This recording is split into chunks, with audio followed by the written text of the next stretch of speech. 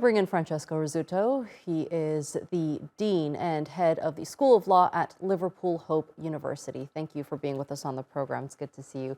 Now, it seems like the EU is getting closer to an overall consensus to tackle this crisis, the migrant crisis in particular. But more importantly, will the outcome be effective enough in terms of preserving human rights and the safety of the bloc?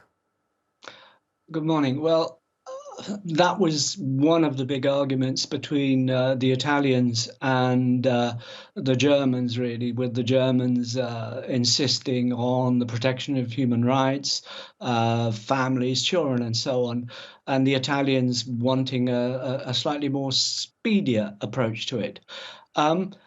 I think it all depends what happens in the negotiation with the European Parliament. As I said to you on your channel the other day, we must never forget that it's one thing to agree in the Council.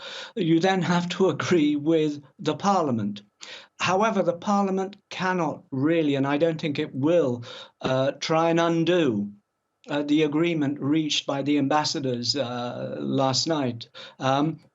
So no doubt there will be tinkering to protect the rights of the most vulnerable, but I really don't think that there are going to be massive changes.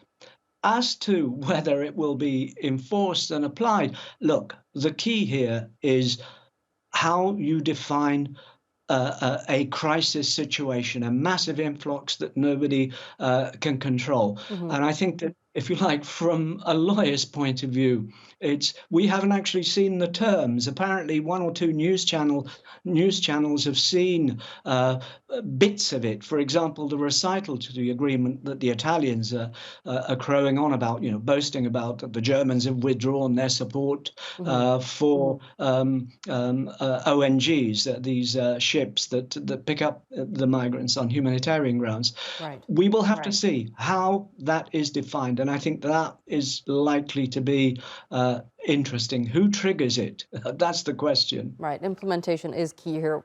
Human rights organizations are concerned about the deals that EU states have been making with other countries. Recently, Italy's deal with Tunisia was in the headlines, for example. And these deals, they're not a solution to the problem, are they? Not really, no.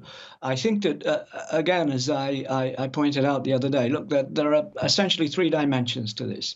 The first dimension is dealing with, I guess, the crisis situation that they've tried to deal with. The other two dimensions that this new pact for migration tries to deal with is the most important one is how you deal with what kind of relationship can we establish with countries that are either transit countries or countries from which many of these people come from, sub-Saharan Africa, for example. The Tunisia deal appears to be up in the air because apparently the president of Tunisia says he doesn't want any charity from the European Union. Now, we don't know whether he's grandstanding or not, but I don't think that that's a solution. A piecemeal, one-off deals with countries simply displaces the problem. Really, we need a united European approach to this, but that will be very, very hard.